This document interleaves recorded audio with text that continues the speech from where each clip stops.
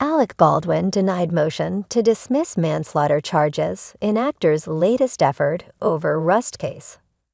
A judge decided not to dismiss Alec Baldwin's involuntary manslaughter charges in a ruling filed Friday.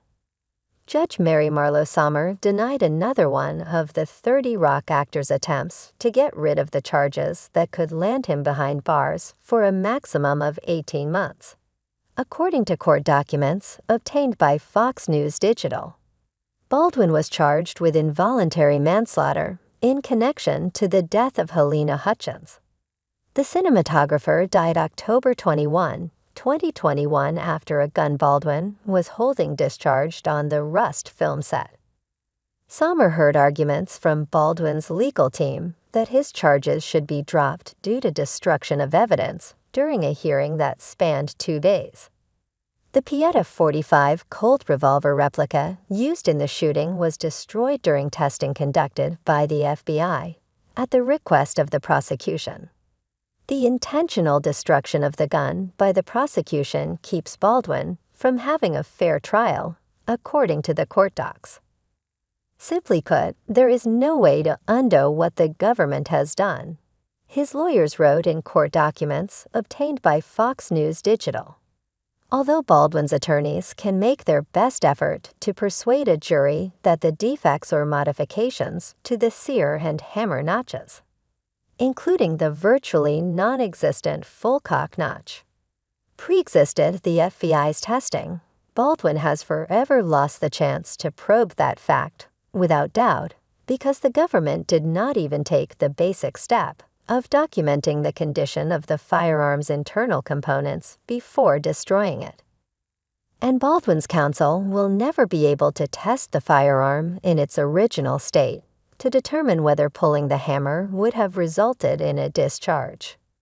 The Emmy Award-winning actor filed a fifth bid to have the involuntary manslaughter charges dropped while his legal team finished up arguments in the June 21 and June 24 hearings.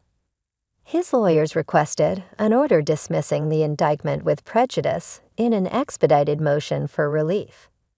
They argued that the state violated discovery obligations by not immediately disclosing critical evidence deemed favorable to Baldwin's defense.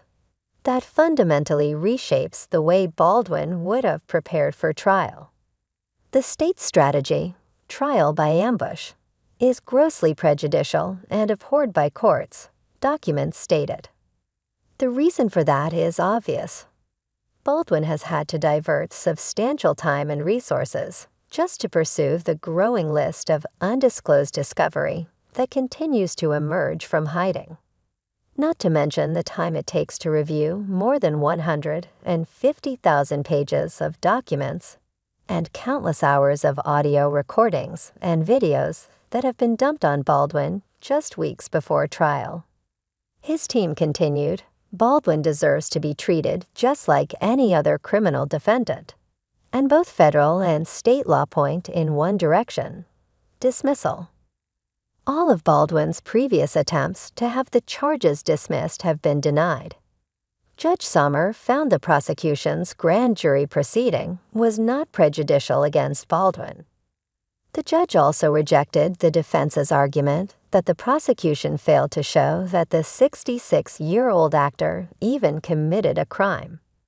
His lawyers pointed out that the prosecution admitted the prospect of live ammunition being present on the Rust set was incomprehensible. Additionally, the filing noted it was the armorer's responsibility to ensure the gun didn't contain live rounds.